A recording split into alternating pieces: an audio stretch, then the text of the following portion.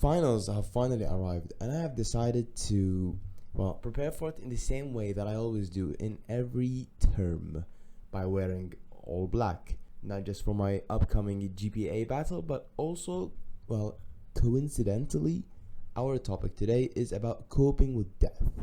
But remember, this subject is about development. How are you gonna talk about coping with death and put infancy in the same sentence? How does that even work? Do infants even understand what death is? I mean, you talked about the Madagascar book before, and it wasn't about infants, it was actually about children. So it's like infants are gonna probably be harder to explain here, so please do. Okay, let's do. Infants are trying to form attachments, and when their adult counterparts aren't there, or are simply, let's say, sad, well, they wouldn't form their attachment. Not only that, but also they would mirror the adults in sometimes what we call, well, mirror neurons. My adult is crying, my adult is very distraught. Guess what I'll do? I'll copy him, which will put me in certain stress. What about early childhood? Say whenever infancy ends, which is I think 1 year to 5 years of age. Well, early childhood, we don't really understand what death is. We don't think that death is permanent. It's like my uncle was, well, he's sleeping. He's gonna wake up in a second. In middle childhood, though, we reach the age of 6 to 9.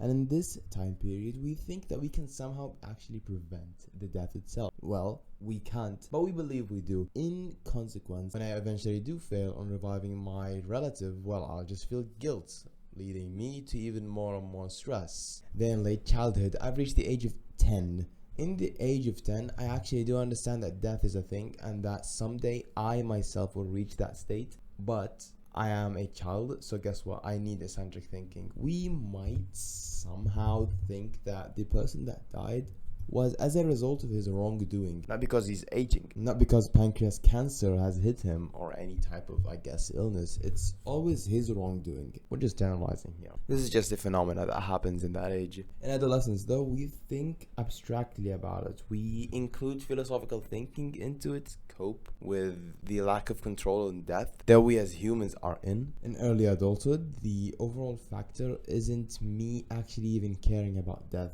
It's like most people in my age, well, they're pretty healthy, I would think, so I don't think much about death, as in lower rates of death anxiety. In middle adulthood, some sort of reciprocity finally comes into play.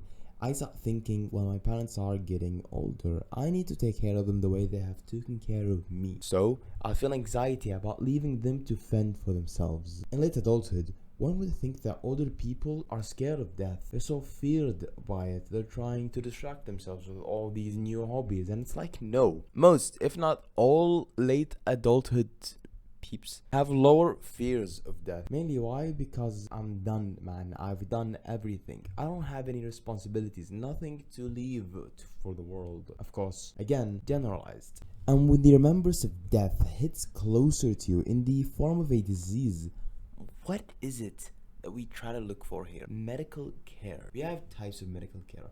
Number one, curative. We try to simply eliminate the disease in use of, well, treatments. Obviously, it is only done when there is a chance of recovery. Secondly, palliative care. Only used in serious types of illnesses.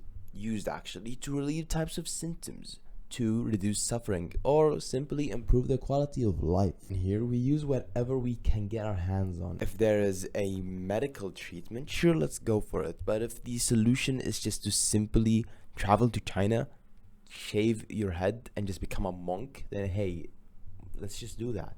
Hospice care. This is like the Make-A-Wish Foundation. We look for people that are literally about to die. There is no curative treatment. And the only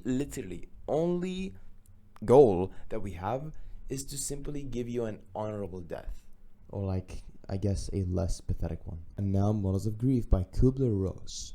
I'm gonna use myself as an example. Today I have took a very questionable exam that, well, I haven't really studied for. Okay, it was online. So guess what I'll be using? Probably searching Google for answers, or simply using my AI tools. My ChatGPT has failed me, so let me display to you my stages of grief. When I saw the grade, I was in, well, denial. How is it that I just got that grade? That is, well, Expected, because I haven't studied, of course, I'm fucking cheating. But I was in shock. Why is it that I was in shock? It's like this physiological way of simply protecting me from very, very bad news. As in that it enters slowly, instead of just going in and just hitting me, and I start shouting and screaming and freaking out. Then I've entered anger. This is the stage of where I was complaining, I guess, with a bunch of other classmates. All of us were complaining together. It's like we're actually aware of what we're doing, but we're still doing it. It's like the most hypocritical group that I've ever seen in my life. I mean, I'm part of it.